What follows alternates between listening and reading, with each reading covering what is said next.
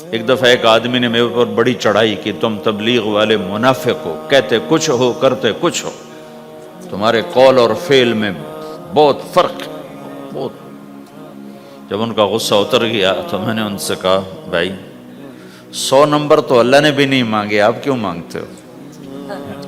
اللہ نے کہا ہے فمن ثقلت موازینہ، جس کی نیکیاں بڑھ جائیں گی گناہ تھوڑے ہوں گے تو پاس کر دوں گا۔ تو 100 نمبر تو اللہ نے بھی نہیں کہا کہ ایک گناہ تیرے کھاتے میں نہیں ہونا چاہیے، 100/100 نمبر لے گا تو جنت دوں گا، نہیں تو ریپٹ مار کے جہنم میں ڈالوں گا۔ تو 100 نمبر تو اللہ بھی نہیں مانگتا، اسے پتہ ہے میرا بندہ کمزور ہے، کبھی گناہ کرے گا کبھی نیکی کرے گا۔ تو وہ کہتا ہے جس کے پاس 51 نیکیاں ہوئیں اور 50 گناہ ہوئے تولوں گا تو 51 جھک جائیں گے نا، 50 معاف۔ مثال دے رہا ہوں میں، ہمارے علاقے میں ایک زمیندار تھے، وہ ذکر بھی بہت کرتے تھے، گالیاں بھی بہت دیتے، ادھر سبحان اللہ تیرے فلانے، الحمدللہ کے ساتھ ایک پھکڑ تولتے تھے، ساری زندگی وہ ایسا ہی کرتے رہے۔ جب وہ فوت ہو گئے تو کسی نے ان کو دیکھا تو انہوں نے پوچھا کہ میاں صاحب آپ کے ساتھ کیا ہوا، آپ تو گالیاں بہت دیتے تھے۔ خود ہی انہیں یہ پوچھ رہے آپ تو گالیاں بہت دیتے تھے، تو آپ کے ساتھ کیا ہوا؟ کہ اللہ تعالیٰ نے میرے ذکر اور میری گالیوں کو تولا تو میرا ذکر بڑھ گیا تو میری بخشش ہو گئی۔ اللہ نے بھی کاؤنٹنگ رکھی ہے، پرفیکشن مانگی ہی نہیں۔ اگر اللہ پرفیکشن مانگتا تو پھر آپ کہتے تم کرتے کچھ ہو کہتے کچھ ہو، اگر میں کہتا صحیح ہوں تو ایک نیکی تو کر رہا ہوں، اور کرتا نہیں ہوں تو ایک گناہ کر رہا ہوں، کیا پتا میرا رب میرے کہنے کے تو فعل میرے نہ کرنے کو معاف کر دے۔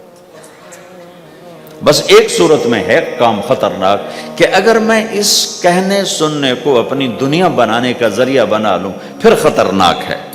تَأْمُرُونَ النَّاسَ بِالْبِرِّ وَتَنْسَوْنَ أَنفُسَكُمْ وَأَنْتُمْ تُتْلُونَ الْكِتَابَ، وہ یہ آیت۔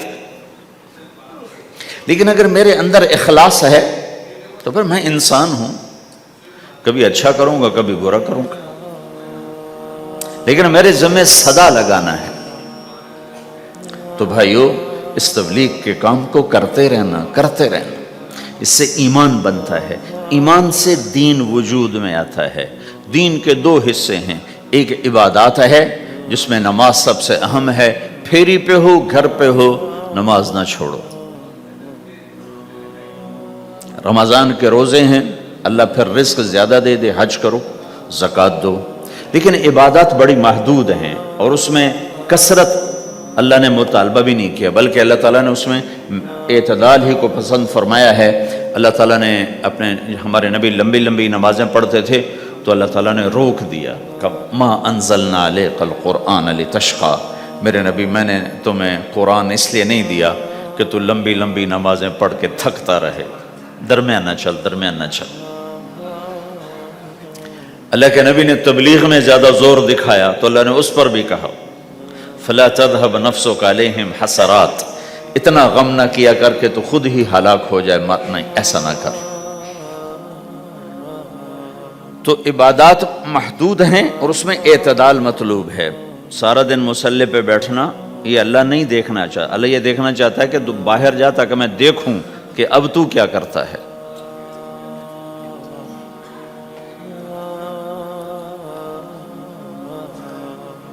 دوسرا حصہ اس کا اخلاقیات ہیں، آپس کی معاشرت ہے۔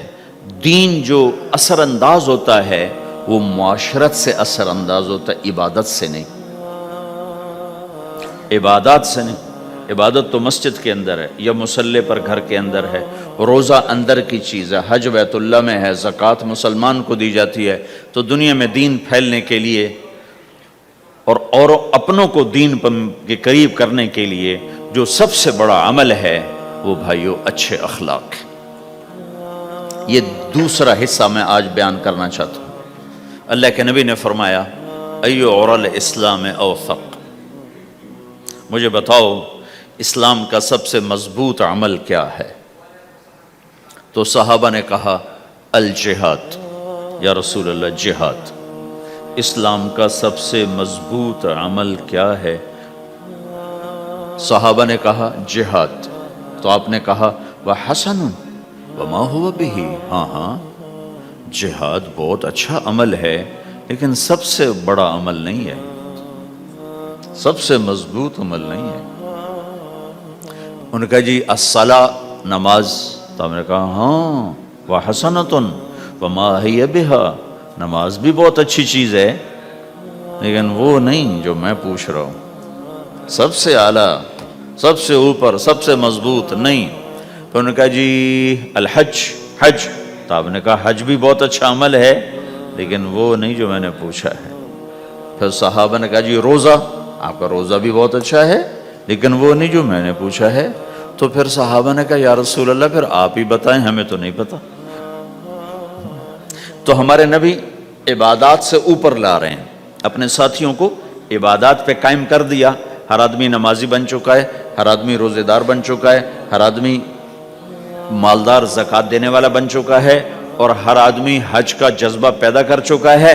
اب آپ ان کو اخلاق پہ لانا چاہتے ہیں، چونکہ اسلام کی تکمیل اخلاق سے ہے۔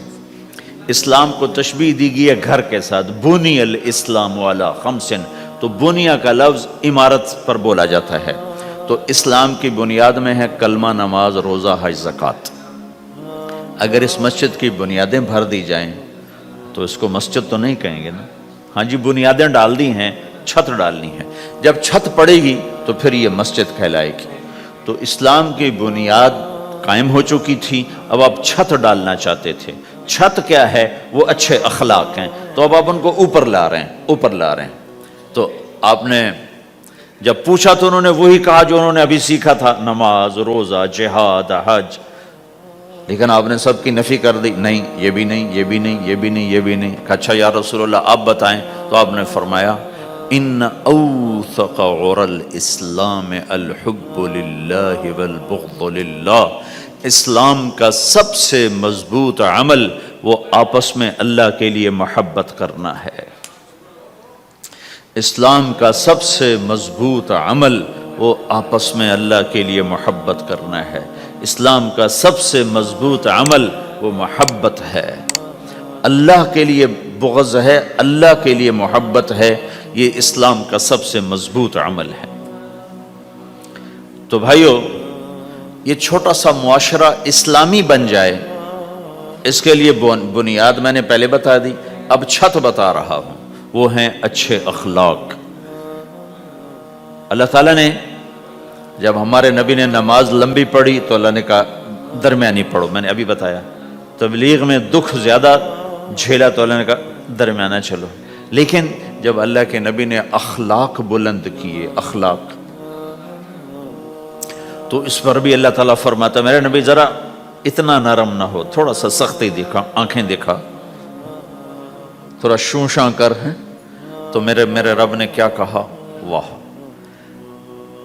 میرے رب نے آپ کے اخلاق کی جیسی تعریف کی ہے، آپ کے کسی عمل کی ایسی تعریف نہیں کی۔ نماز کو کہا معتدل، اعتدال، دعوت کو کہا اعتدال، اور اخلاق کو کیا کہا؟ انک لعلی خلق عظیم۔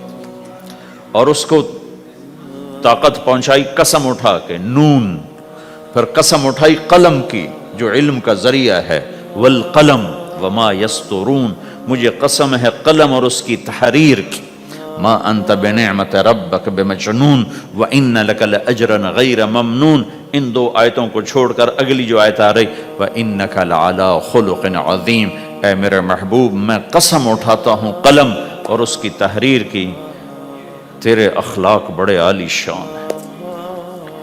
یہ نہیں کہا تیرے اخلاق بڑے عالی ہیں، انک لعلی، علا، علا کا یہاں بہت عظیم الشان کردار ہے۔